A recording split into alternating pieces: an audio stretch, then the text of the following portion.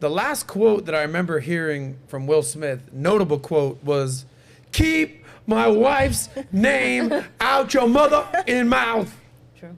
I'm sorry, I won't do it again. I heard, keep my wife's name out your mother-in mouth. We all remember that at the Oscars a year ago. Yeah. Now, in response to the Chris Rock special, Will Smith calmly says, "Chris insulting Jada again is below the belt and distasteful." How high road of him. Candace McDuffie, there's some sort of famous perspectives out there. Candace McDuffie, who labels herself a black feminist, on CNN says Chris Rock deserved to be slapped. Words that make black woman the punchline should have consequences. That's what she said. Then, on another side of things, Gordon Ryan, who calls himself the jiu-jitsu goat, I ain't fucking with that dude, says, "Bro, you got smacked in the mouth by a grown-ass man and did nothing about it." So there's different sort of perspectives here on this. So this goes to the role of a protector. Some people say that Will was just protecting his woman. Some people will say that he's pussy whipped type of a thing, sort of doing what he needs to do for mama, like as you said. How should have Will handled this situation? And more so, how would you want your man to handle a situation like this if you got disrespected publicly? So how should Will have handled this, and how would you want your man to handle this if you got disrespected publicly? Nat, you want to weigh in on this? Okay, so first, someone disrespects you publicly. What do you want your man to do? I would probably if it really offended me, I would probably just remove myself from the situation. I wouldn't want to have an emotional reaction publicly. That's you as the woman? Or my significant other. Okay. I think when you revert to having an emotional reaction right away, a lot of the time you regret things that you do. So I wouldn't want that. I've been in a situation where I've had my significant other react in an emotional way, and it actually made me nervous. It made me like a lot of anxiety because I didn't know what was going to happen next. So I would just prefer, obviously I don't need my man to go smack someone or to yell at someone in front of me to know that things are taken care of. I would have the assumption that he would address the situation in a appropriate setting and know that it's never going to happen again. That's how I would want it to be handled. Okay. Fosh, what about you? If you get disrespected publicly, how would you want your man to handle it? I agree exactly everything that you said. Handle it that way instead of like making it's so huge and then you regret it, because when you're in your emotions, you definitely start acting a little strange, right. And you do a lot of things you regret. Yeah. So I think even also when you react in that way, it's almost like you're confirming what they're saying is correct. So I think you're better off to take it, analyze it, correct it at an appropriate setting, and move on from it. Okay, so that's if you're getting disrespected verbally. Got it. Okay, so Kendra, do you have any disagreement with what the girls said? I actually do not disagree. Here's the thing. First of all, let's just get it out the way that Jada was not being disrespected. However, if we were to assume that her or me were being disrespected verbally in public and I'm with my man, I trust, because that's why he's my man, I trust that he's going to handle that situation in the best way that he believes to handle that situation. If he thinks the best way is to just remove us from that environment, I'm going with that, whatever it is, because I don't need an attack dog. My man protects me, and he does that in various different ways. He does not have to become physical in order to do that, because I trust that if I'm somewhere with my man, I'm not somewhere where the possibility greatly exists that I am going to be disrespected publicly. And if it happens to happen, then I'm trusting his leadership. I'm trusting his judgment as a man, because the reality is men don't want to get into confrontations because they understand that they will. And if he believes that I'm so mortally wounded, his protection's gonna kick in and he's going to want to feel like I gotta do something about that. I don't ever want my man to feel like he's got to jump up and do something about my feelings being hurt or whatever, because my feelings may or may not be that hurt. I may just be ticked for that moment, and we can talk about it in the car, and I can vent, and then it's over. So it sounds like you ladies want your man to practice stoicism, like maybe almost like make eye contact with you, see how you're feeling. Don't overreact. Don't become emotional. Don't rush to judgment. Yes, Cool? Yes. All right, that's if you're verbally attacked. Now let's go deeper. Some men get a little handsy, especially with women. Disgusting situations for men to do. You know, I've been in a situation where I didn't even know this. I'm in a club and some dude grabbed my girl's ass, walked away. She's offended. I don't know what's going on. I look the other way. She's like, did you see that? See what? The guy's walking away. I'm like, she's like, some dude grabbed my ass. Who? What guy? She's upset. Which guy? She points to like dudes in a crowd. I don't know which guy. What do I do in the moment? Do I go fight some random guy that maybe, I don't know what. She's offended. I'm just like in the middle of nothing. I thought we're having a good time. It's very confusing in that situation. But sometimes it's not so confusing. You know, if a guy touches your woman, like, now we're fighting. Okay, so go to a different level of disrespect. There's verbal and there's physical. Verbal, it's almost like play, you know, keep it cool, practice stoicism, calm, cool, and collected, all good. If a man disrespects you to the point where it's physical, now, what would you want your man to do in that situation, Natalia? Call me crazy, but the same thing. I don't want to have a scene. I am good with the scene. Like, if a man touched me, as much as I would want my man to, like, knock him out and do all that, I'm thinking, like, what is the purpose behind that? I'd rather just be removed from the situation. I don't have to worry about them having another reaction. I also don't know what they're carrying.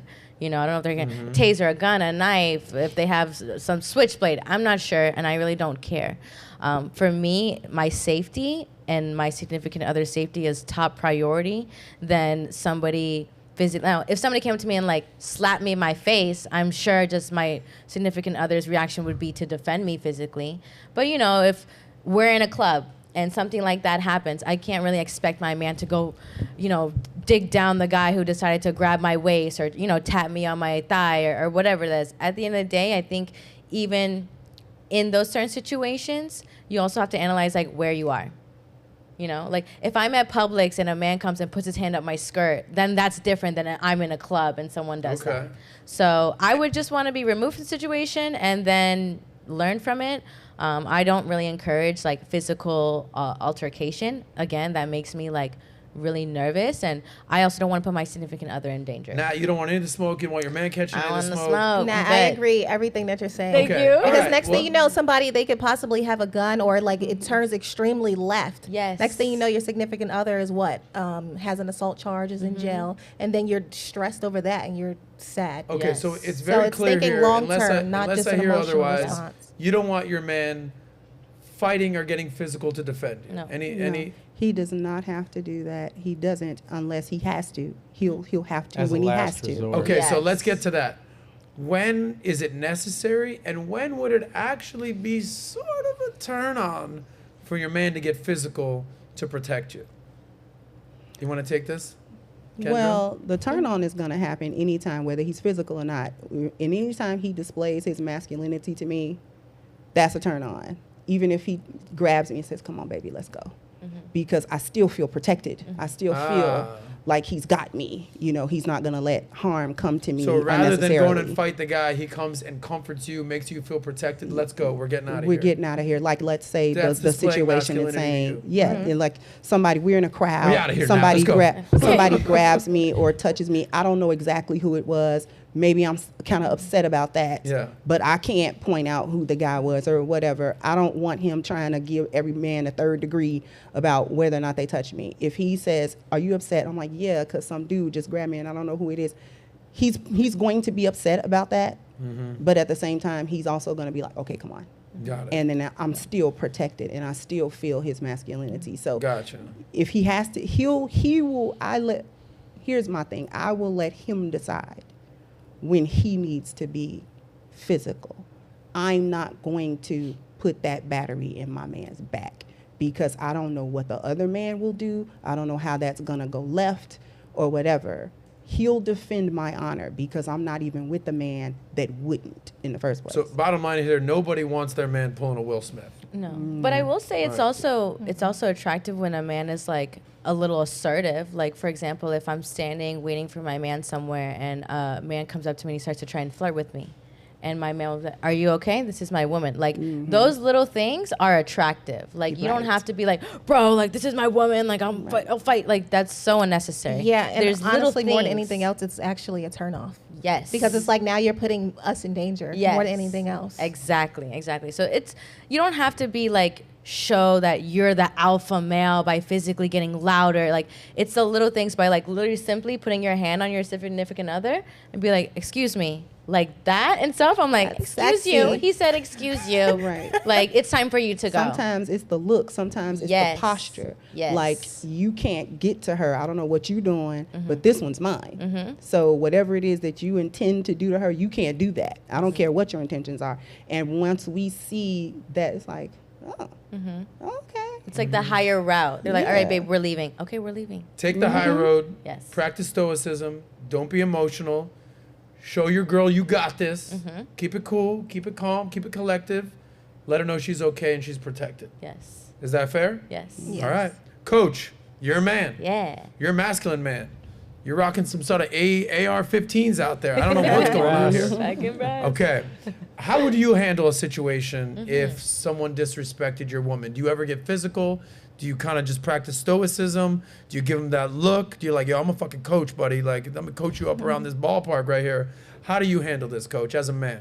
Well, masculinity is calm, and it's dangerous but kind. And the reality is, one punch, one slap. I mean, Will Smith could have easily slapped him too hard to the point where he hit him in the jaw, knocks him out, he falls back, hits his head, has a brain aneurysm, and dies on national TV. That could have happened. And that's like a worst case scenario. If you're in a club and some guy grabs your ass and he, same thing, punches a guy, hits him. I had a dude that I knew once, got into, this was years ago when I was attending bar in college, but he went out with his best friend one night, and the guy bumped into him, pushed him, and he took a beer bottle and broke it on the table and went like this across the guy's abdomen, and all of the dude's guts fell out. Yeah. And This is a random guy? Who was this? This was a guy I used to work with. It was one of his best friends. They were just out at a bar one night, and it happened really This fast. is in college. Well, these guys were about 4 or 5 years older, so they were probably Yeah. mid-20s when I was in college. I was like 21, 22 at the time. But, I mean, those things happen. It's one punch, one hit. I had one of my high school buddies, like he was a little short dude, little man syndrome. Somebody bumps into him. Hey, watch where you're going. He was up at Florida State freshman year in college. Some guy bumps into him. They start fighting. The bouncer said, "Get out." They go out in the parking lot. The dude hits him once in the face, knocks him out. He falls over, hits his head in the pavement, and never got up again. Wow. That was the end of his Yeah, life. emotional responses, and that's what happens. And so that's the worst Yeah. worst case scenario. So violence has to be the last thing. If you ever have to draw your pistol and use it, and the other person dies, you're gonna get sued. Last if line you of wound defense. them, they're gonna sue you. So, and especially if you've got money, that's the last thing you want, is to have to use violence. It's absolute last resort, meaning your life is in danger, and if you don't use your fists or your knife or your pistol or whatever have you, you're gonna die, or your significant other is gonna die. Other than that, if it's not come to that, anybody that knows anything about violence, even the most dangerous, most violent guys I know that have had multiple combat tours, they're some of the calmest people, and the last thing they want to do is get in a fight, because they know how quickly things can go bad. And so if I was Will Smith sitting there and I look, we're laughing, and then I look over at my girl again, Jada, and she's upset, I'm going to find out what's upset. And these guys are all supposed to know each other and hang out together socially. So at the after party, I'm going to pull Chris Rock aside. I'm going to say, "Hey, Jada has got alopecia or something like that." And she kind of got offended that she felt like you were making fun of her illness, and it would really mean a lot if you would go up to her and talk to her and apologize and let her know that you didn't mean it in that way, and that'd mean a lot for me, and so she's not pissed off at me. And so Chris Rock goes and does that. Will Smith handles it like a gentleman, like he should, in a calm way, and then they work it out, they hug it out, they probably go have some beers afterwards, and it's not a big deal. But the way he reacted was, he jeopardized his whole future. Well said, And he Coach. made himself look like a complete ass in front of the whole world. Anybody disagree with the way the coach just sort of paraphrased what he should have done? Totally agree with that. By the way, did you go to Florida State or something like that? No. So if you like that clip, click right here to watch another, or if you want to watch the entire Soscast, click right here.